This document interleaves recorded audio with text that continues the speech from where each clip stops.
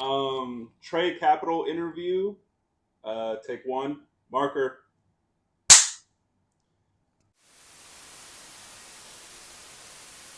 Hey everybody, how's it going? It's your girl Victoria here with Kick the Concrete. We've got Tre Capital, a very special guest. How's it going? How's it going? Good to see you. You too. Oh, Trey and I go way back. Like I don't even Way, way like. I back. think we probably met through Soren. I think we met through Uh Soren, but huh. even before Soren that, Baker, through but Soren and through. X, Uh yes. huh. Yeah. So no, it's been a long time coming. But what are you up to? What's Oh going my gosh, on? since the What last are time I like? saw you. Dude, I've been really good. I think the last time, I'm trying to think project wise, I think it was like Hero or it was like around that era. It's been really good, man. I cannot complain. I feel like things have been awesome. Mm-hmm. Yeah, forward progress and Forward positive progress. momentum Yeah, and I've still been cooking since when I last time I saw you. yeah, no, it's always good. I know we're here to talk about some new music. Just where are you feeling at creatively right now? Man, I feel like right now I'm turning 30 this year. So I feel like the music has matured a lot since the last time I played you like anything. Um How do you but feel about turning 30? Like people feel I different feel like I things still with look like I'm like 20. You know, when I grow the hair out and stuff, I definitely think it gives it like an older look. But I feel the same damn near, but I can tell that like the subject matter and the things I want to listen to, I'm playing more oldies now. Playing a lot of vintage retro shit, you know. I think I'm tapping into like specific timelines and how do I say it, eras of artists more than a lot of newer stuff. Like I'm still tapped in, but I think my music is the new stuff I'm working on right now is evolving. Yeah, I'm like trying to go back and listen to just whatever is was inspiring me back then and kind of trying to find the new pulse of that now. So yeah, that's yeah, where I'm that's at. good. I know you just released the Slap project and it showcases duality in like the two songs. What did you want to express with that little release? Well, with the slap, I felt like I was working on a new album and I had these records and I just didn't want to sit on them like that. So when I had put the two records out already with Martin Sky, he's kind of like a day one producer that the fans know. And then Nabien, shout out him too. He's a day one homie as well. So I originally was using these songs for my album, but I felt that I was kind of waiting and I didn't want to wait so long. So I wanted to kind of showcase where I'm at. Like the range has increased. You know, we went from okay, we're just doing the straight, just barring out to where it's like no, we're doing more harmonies and we're trying to showcase more. So those records I was sitting on, and then we dropped the Los Angeles Black Belts with Blue, produced by Crisis. So I think right now I was sitting on music for a minute, and I haven't dropped an actual album since 2022. So I've been like kind of like singles, EPs, like this on the table. This was like the last like 5 song EP I did. Stomp. This was from 2023.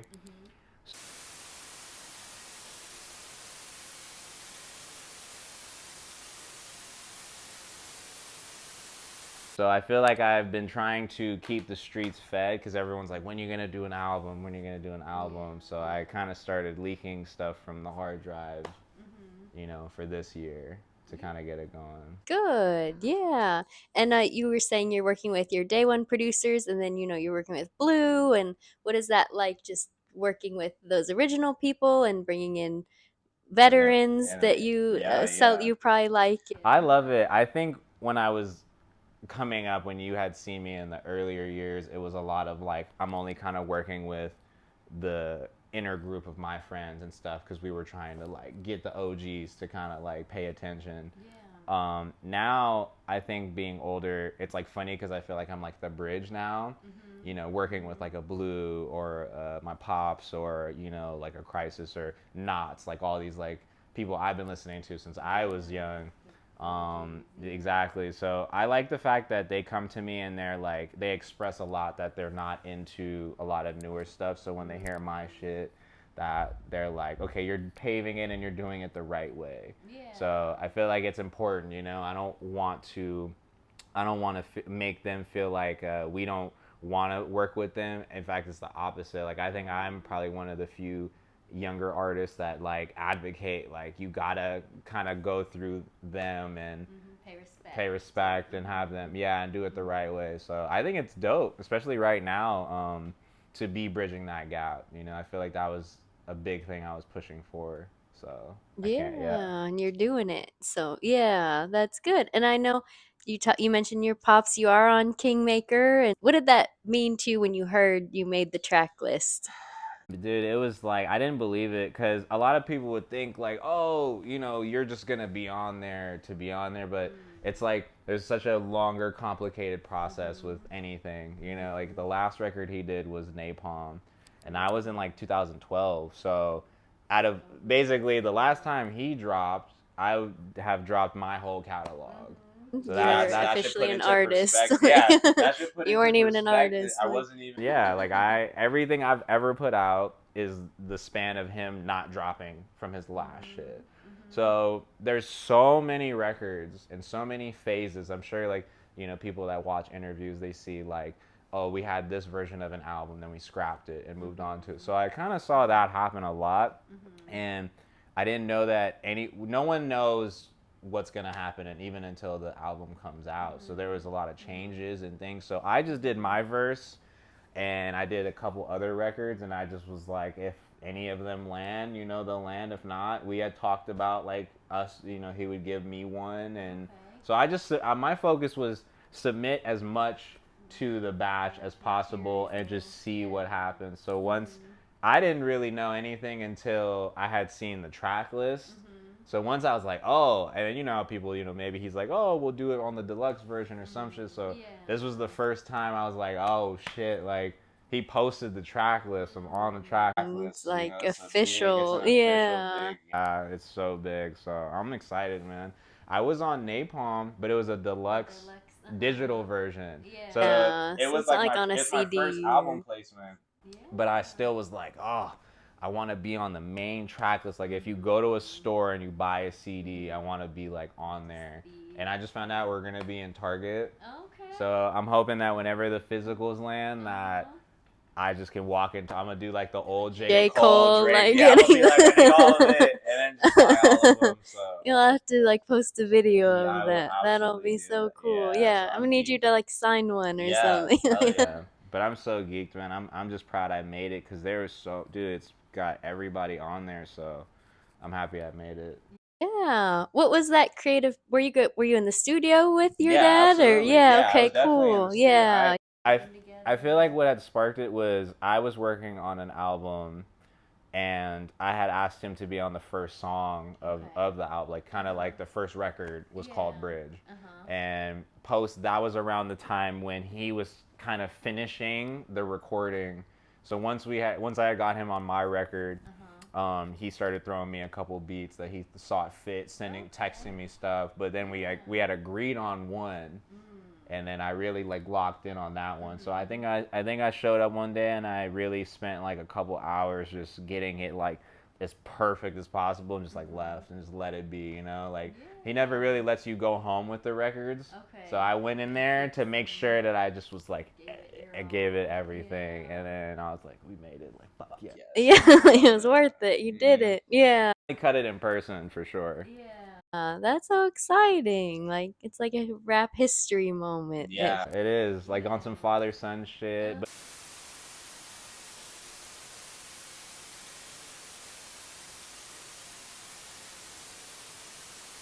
But even for him too, like having not dropped a solo record, he's done like, you know, serial killers like Be Real and Demrick and doing features and staying active. Yeah, but to have like the solo X record, I think is, I mean, you've seen the singles too. He's done the rollout, so I'm just like geeked because I've been listening to this stuff forever. You know, when you just keep watching the same video edit or listening to the same song, so.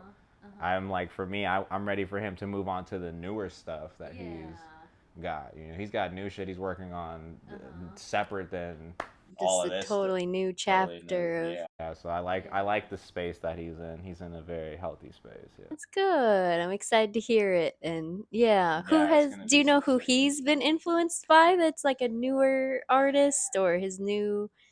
Man, I'm gonna talk my shit. Me for sure. Yeah. I'd for sure me. I'm putting him on. We'll be in the car. I'll be playing West Side Gun, and he's like, "What is this?" Like this was like years ago, you know. Yeah. But I try to. I think for sure I'll say me, and if it's Yeah. not me, I think he's got his people is like Tato and all his people putting him on the stuff. But he's got the ear. Like he keeps it going. But he's I was watching this Pitchfork thing that he did, and he was like Public Enemy. So I think he's kind of pulling a me too, where he's like I'm gonna tap into whatever was, inspiring him, not just for sample purposes, just more like that vibe. Because we don't, Artistry. yeah, we have a Uh-huh. lot of like fast-paced music, not like BPM, but just like it just comes and goes, nothing sticks. So we're trying to find, whether it's a sample loop, if it's just a drum, like whatever you got to do to capture the feeling. I think we do a lot of that together, studying that.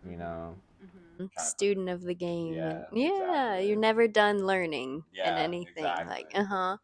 Yeah, awesome. Well, last time we really chatted was about Hero, which, we have Yes, we the have the magazine magazine. here. We gotta, We have to show them. I have my copy too.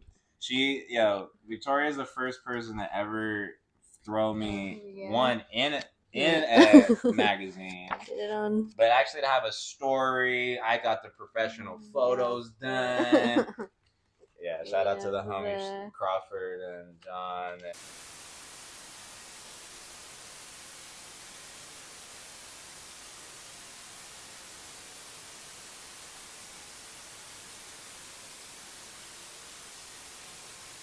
Had done this record called Hero in 2018, and Victoria, I had reached out to her. I was like, man, I got this crazy ass album, and it was really a vibe. It was like the very beginning, I think, of me like really getting my like feet wet and like doing more shows and playing it for people. So it was a long time since we had linked up. So it's like family stuff. Yeah. Yeah, looking back at that project, does the song stand out to you, or like the energy of what that project meant to you, or like what? It's still very much prevalent. I think, it started as an album and then I made the merch, so that the merch was really a big thing. Like when we did I opened up for Jay Electronica at the Troubadour. That's when we really premiered the merchandise. And then people were like, yo, you should turn it into a brand. So I started doing like rare pieces for people, like, pop ups. Like, really, if you come to the show, you get the merch. And then I had stopped doing it for a while. And then recently, within the last 2 years, Deluxe has always been like the main imprint. That's like my independent label, but it's basically like me just being like any visuals, any campaigns, anything I do, I want it to just be under the LLC. So Deluxe has always been the main thing, but I just called it Deluxe Hero because I felt like post us doing that album that I felt like this was like the beginning of me being like, okay, I'm an entrepreneur now. Like before in the past, I had like Gundam and things that inspired me, but I don't own or control those IPs. So it's like eventually I kind of had to be like, okay, it's about me. Like I know I'm influenced by these other things. But I feel like the Hero album really helped me think of myself more than just like an artist. It was like it helped me transcend to like, okay, I need to be a business owner. Like I gotta transition to something greater. So it's still prevalent today. It's one of my favorites in the catalog. I think it's got like everything. It's so balanced, and I still play Love. Love is a really good one. That's a good one. Blue Eyes is my shit. Make Way. I mean, it's one of the few projects that I can play, like whether it's from me or someone else, like start to finish. And even though I made it, like some stuff I go back and listen to, I can't listen to You're it all like, the way. But Hero, I can go from start to finish. So it's super big. It's such a big project. Yeah, in the timeline of everything, I think people can go there and be like, oh, that's where he found his like his artistry or his artistry. lane. Uh huh. 1000%. Yeah, it definitely had a concept to it, and yeah, the duality of the Blue Eyes White Dragon and Been Through It is one that I really liked. Yeah. Shout out Nabian. Nabian worked on that too with S1 and Von Beats, so that's why I feel like it is like a day one because it's only certain people that I feel like we can capture that type of like sonics with. You know, people send me stuff all the time. I still work with new producers. It's not like I'm like Locked into your. sure, but I just can tell whenever people will text me like I got the perfect thing for you. So I think the homies know what I be looking for. Yeah, yeah. These are like so. They're kind of fun, right? Is there either a new producer that you're excited to get to know, or is there a dream producer collab that you'd want to? I think right now, if there was anyone I could really sit with, I feel like I would love to sit with someone outside of hip hop, because that's kind of like the bag I've been on. So it wouldn't even just be one producer. You know, I think if it was like okay, we're going hip hop, I definitely have been wanting to rock with like a Pete Rock. When I was with Knots, I felt like he got me in such a different type of bag. Yeah, and I don't want to label it like boom bap, but I think Pete Rock is someone. If it wasn't Pete Rock, you know, I've been listening to a lot of like alternative. So I think more like band, more like session music. You know, like That would be cool. I think I've been looking for a group.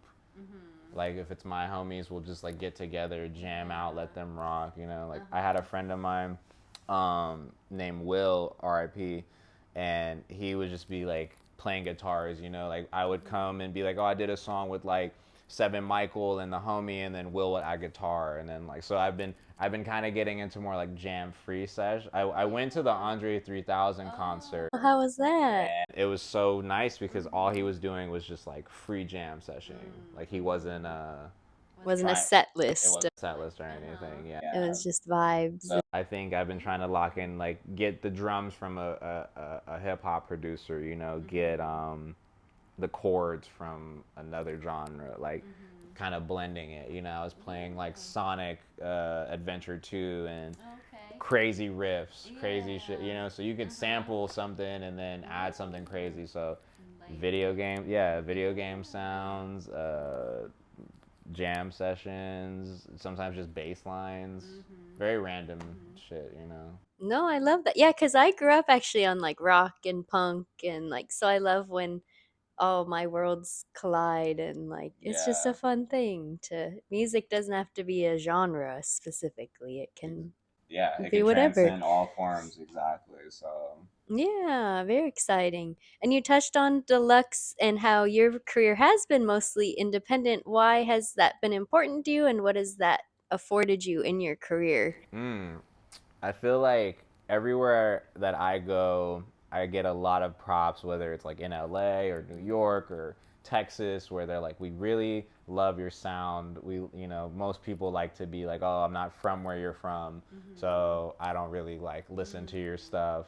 But I think I get a lot of a different approach because I feel like the fans or just anyone that hears me is like, wow, you aim for universal stuff. So typically, I think people hear the quality of my stuff and they like presume that I'm signed, or they presume like, oh, your dad's helping you with everything, or like, oh, you have like these people, so you just like are making money. And everything I do is like self-funded, like I think the biggest chemistry I've had is like I want everyone to have like equal creative freedom. So I've heard stories of like engineers getting yelled at, like visual people getting, treated like shit, and because someone's like on that high horse. So I've never wanted to be that. I've always wanted like everyone to, if they have an idea, like all ideas are good, so I feel like I attest that to being independent, where I would even be open to signing, but I think everyone I talk to that has signed, whether it be like Pops or Kilhoffer or whoever I've just met that has like 30 years, 25, 40 years of experience, is like, we didn't have the same technology and access that we did now, so you guys should be creating new things. So I think a lot of people sometimes will be like, you should be bigger than where you're currently at. But when you're trying to make like new shit, you can't it's not gonna look the same. So I think that's what I've been trying to do is like different life path than the typical industry route, only because I feel that, you know, if I signed, I wouldn't have control. If it was a situation where they knew my art and they had followed me and they were like, yo, we know how to position it, that's different. But I feel 9 times out of 10, most people just approach me like any other artist without even being able to name me 2 songs. You know, it's not like name me 5. So every label meeting, there's a couple people like shout out Tunji and like Manny and certain people who have always said like, yo, you're good enough to where if you just get the right people behind you, you don't need to do that. Being like an independent artist has been, because I've been dropping on like SoundCloud and Stem for distribution. Like I've found my ways of getting the music to people. There have been opportunities where there have been like people like, oh, you should like write for this person, or you know, come to this camp, or you should sign, and like have those talks. But Yeah. I never felt like fully comfortable doing that. And I'm sure like fans, like they message me all the time like, why aren't you like doing this with this person, and like, because they're just like, dude, you make good shit, like why are you not? So I like pretty hungry much for more. I pretty much tell them all the time like, if I can't express myself the way I want to, that's the whole point of being like an artist. So I think that's like a big thing for me is I would be open to pretty much creating that with a label, but I just haven't. So far I haven't found a situation that, you know, has like really represented me the way that I feel like I can do myself. So I think that's why I get more props from the people that, whether they're young or old or whatever, they're just like, damn, bro, the fact that you're willing to like stand on your own, you know, whether you get a lot of views or not, or you get a lot of plays, I still think people know my stuff is good. And that's like the main thing. Yeah, the product is there, and the principle of like you want to take ownership of your artistry and not Absolutely. just sell out or Yeah. do what's Or popular. I even believe like, you know, some people get really lucky, like they have a team they started with, they get into the system and they can battle through those things. I think it's just me and my friends, you know, and I think people, they think I have like, they assume, you know, maybe I have a manager. Like I don't have a manager, I don't have an agent. So any show, any visual, anything you see that comes into fruition, it's like just fam. You know, like even us doing this interview, you know, it's not like I like when I reach out and send stuff to people, they're like, you need to be bigger. So I'm happy that I have my own network of people that know what I do, because I think that's better. You know, we put the work in, you yourself included. So No, yeah, it's organic and everyone supports each other, and you can feel it. Yeah, you can tell when it's like genuine. So I try to go with that flow. Maybe in the future, you know, who knows?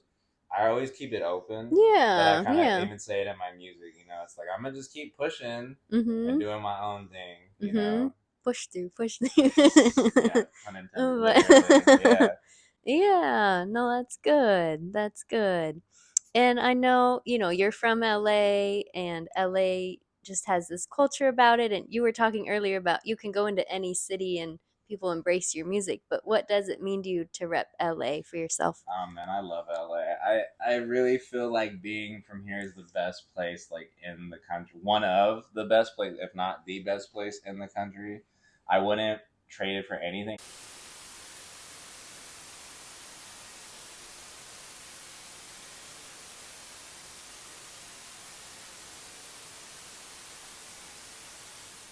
I feel like I try to push LA. I think there's a new wave of artistry. You know, I think people like in the last 10, 20 years, I think, you know, when I was a kid and Tyler was coming up and everyone's like, this is so much different from the standard, whatever the sound is, right, of any place. And I just love how there's this melting pot of all these other different types of people, myself included, who we are from LA. You know, we can do LA stuff, whatever that mainstream sound is, but I think we're trying to like showcase how diverse and how much we can do. So I think it's important, especially like for me, to never stick with the same sound like every project. I think some people I've heard growing up stick to the same thing because they got to. Like, that's just how it works. But I think for me, I was like, I'm gonna take risk. I'm gonna do it differently. Like, on Hero, I had a song called West Coast Savior, and I remember everybody's like, you can't start an album with a song like that. I literally remember being in the studio, I played it, and somebody was like, you can't say that, you haven't proven it yet. But a part of me was like, that's how I'm feeling. Like, I feel like I'm trying to like save LA by being different, not by being like what is gonna work. So that's why I felt like West Coast Savior. Like, I've been trying to carve this mold out of like, people love to label you, like, you know, what you will automatically put that label like what you are, and don't even want to give you a song or an album to listen to. So I think the moment I can like break through whatever ceiling is ahead of me, that I'm able to just be like, yeah, I'm from LA, and you won't find somebody who doesn't like me. That's why I felt like Tre and the Capital, like the main reason of my even artist name was like, it's really Tremaine, but everyone calls me Tre, and I wanted to just like stand out like from my city. You know, the AL at the end is like flipped. It's supposed to be like Tre Capital LA, like me, Tre, and L. So I try to show people there's like a whole like thing with that. Like, you won't find someone willing to be different. Most artists in their city will copy the same sound they see someone else doing from another state or another city. So I think for me, I just always try to make like my own shit, whether people liked it or not. And I think now people slowly are coming around, you know. Yeah, they're getting it and embracing you and Yeah, for just sure. keep it going. Yeah, awesome. Was there anything else you wanted to share or let the people know? Kingmaker is coming out May 16th Mm-hmm. via Open Bar Entertainment, Greenback Records. So you got to make sure you support X. And I'm cooking up some stuff. If you catch me in person and you see me, I can give you one of these. I'm not selling them online. They're just like, if you catch me, they're stomp CDs. We got new music coming too. I won't give too much of away. I definitely think a new song or two. I'm gonna keep leaking my shit. Just Little drops here and there, and then more than likely, probably before the end of the year, fans and people can anticipate some new stuff. But for the most part, yeah, we're just gonna keep leaking shit off the hard drive and celebrate this Kingmaker album, and then I'll come with some stuff after. Yeah, no, like we were saying, it's hip hop history. So First X solo record since Napalm. We got the pre-orders going right now. Yep. We got so much stuff coming, and I'm sure he's probably gonna be like, "Let's drop some more stuff." So I'm excited. Yeah. I'm very, very happy. But just anticipate more new music, more new visuals, more shows. There's some other stuff I don't want to speak on right now, but when the time is right, everybody will know. So Very good. yeah. Yeah. Well, thank you so much, Tre. Thank you I'm for so coming glad we got through. to Kick do the this. And Concrete, Volume yeah, 2, Tre, well, Vic.